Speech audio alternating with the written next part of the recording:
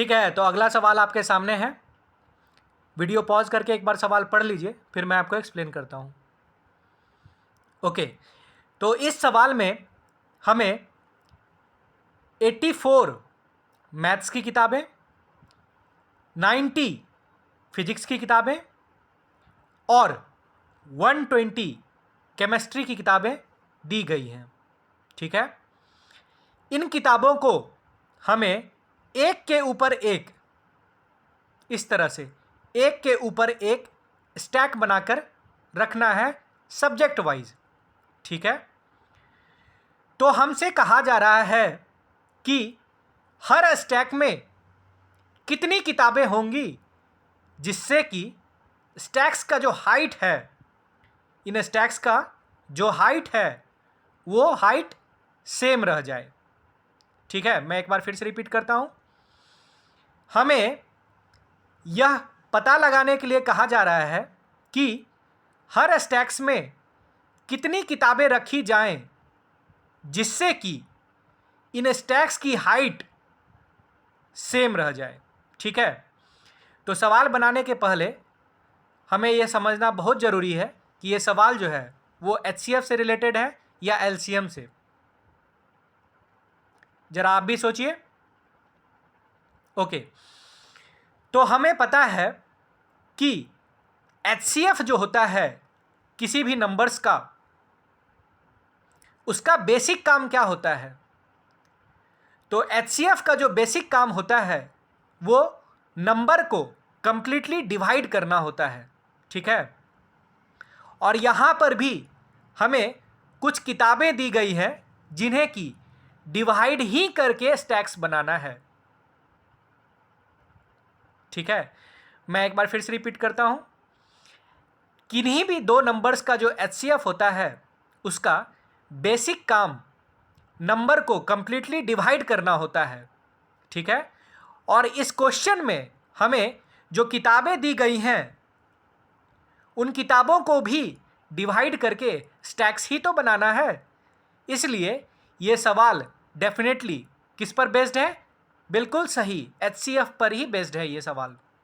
ठीक है, तो करना कुछ नहीं है, हमें इन तीन नंबर्स का एचसीएफ फाइंड आउट करना है और जो एचसीएफ निकलेगा वही हमारा आंसर होगा। ठीक है, तो एचसीएफ हम लोग कैसे निकालेंगे? By prime factorisation method. तो सबसे पहले तीनों नंबर्स का हम लोग प्राइम फैक्टराइजेशन करेंगे और एचसीएफ निकाल देंगे। तो 84 से स्टार्ट करते हैं।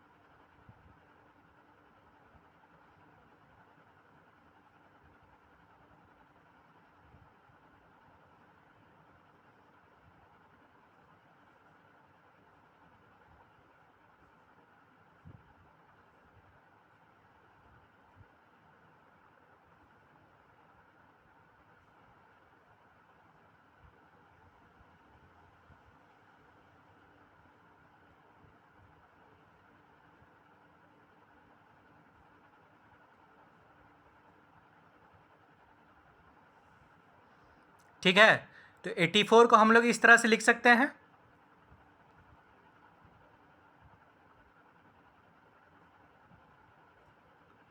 नाइन्टी को हम लोग इस तरह से लिख सकते हैं।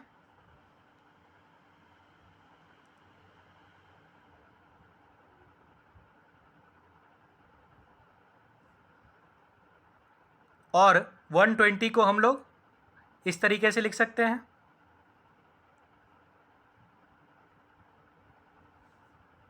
ठीक है, अभी एचसीएफ फाइंड आउट करने के लिए हमें कॉमन फैक्टर्स देखना पड़ेगा। तो 84 में सबसे पहले 2 देखते हैं कितना है। तो 84 में यहाँ पे 2 बार 2 आया है। कितने बार 2 आया है? 2 बार। वहीं 90 में एक ही बार 2 आया है। ठीक है, और 120 में फिर से 2 बार आया है। तो एचसीएफ के लिए हमें कितना लेना पड़ेगा? जो मिनिमम होगा। तो मिनिमम 90 में आया है एक ही बार, तो एक बार लिख देंगे। ठीक है, अभी 3 देखते हैं। 3 जो है वो 84 में एक बार आया है, 90 में 2 बार आया है और 120 में एक बार आया है।